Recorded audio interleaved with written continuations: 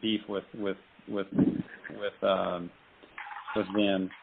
T-Comet. And when you say cutting they, tools, are those like the pretty complex instruments, or are they more straightforward?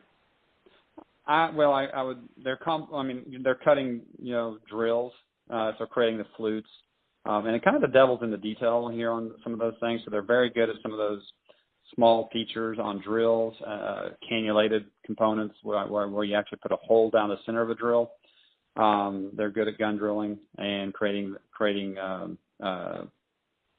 instrumentation from that, and making instruments where they're sharp at the tips. That's one of the things they're very good at as well.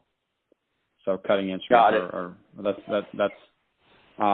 they have a lot of capabilities. They can do traditional machining of plates and screws and other things too. But primarily, like I said, I think where they excel is in their ability to make sharp cutting instruments. And when you think about sort of that set of tools, is that something that DePuy is outsourcing more or less, or sort of the same amount compared to the last few years? More, and I think even that's probably a strategy going forward where DePuy will, at least from the trauma in the area that I'm working at right now, we will be outsourcing a lot of things. And there was a recent acquisition of several of our manufacturing facilities.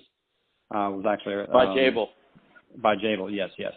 And so now we're technically working with several Jabil as an approved supplier for many of our components as well. And so, is the plan to give a lot of the outsourcing then to Jabil, or will you continue to use folks like Orchid and T-Comet? For a while, existing contracts or things, the products that we'll be working with Jabil, they will continue, and then there'll be a period of I don't know the exact time frame, as in when they'll kind of switch over and officially be like a true supplier. I believe that's closer to the end of this year, or within, let's say, the next 6 months or so. And then it'll kind of be now we're going to get competitive bids on all the products that are made at Jabil. So they'll have to compete with Orchid and other companies, for example. Got it. So there's actually probably opportunity to take some of the products away from Jabil once. Well, I didn't say that. Once it becomes a supplier. No, I know. I get it. But yeah, you're just thinking out loud, right? Just thinking yeah, there's out opportunities. Loud. Yes. That makes a lot of sense.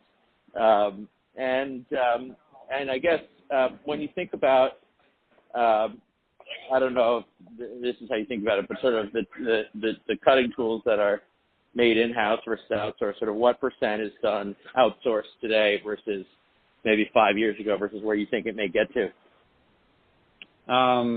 Well, I think most things, unless they're like a complex or you have a proprietary process on, most things are going to be outsourced. I think that's the trend of what DePuy Synthes is doing, but just because they're not competitive to having in-house facilities, and when you're making like screws and plates, and so many other people are out there doing it quicker and better than what we can do it. Now, specific to maybe some different technologies, then I think it'd be, that you may have some trade secret around and how to do certain things. There may be some areas there where it's not good to outsource it. One, because you may want to control this so that they can't take your technology and apply it to other people's devices. And so I think unless there's a case like that, then typically it's better to outsource, and that is my preference as I'm working on things. I don't necessarily want to bring things in and do all the the work, because that's typically not what we're specialized in, what we're good at. We're good at developing and doing the design and things like that. Manufacturing, we'll leave it up to companies like Orchid and T-Comet and things like that to. And do you traditionally single source or dual source, or have a sole supplier? It's always good to try. The goal is to try to have a dual source, right? Just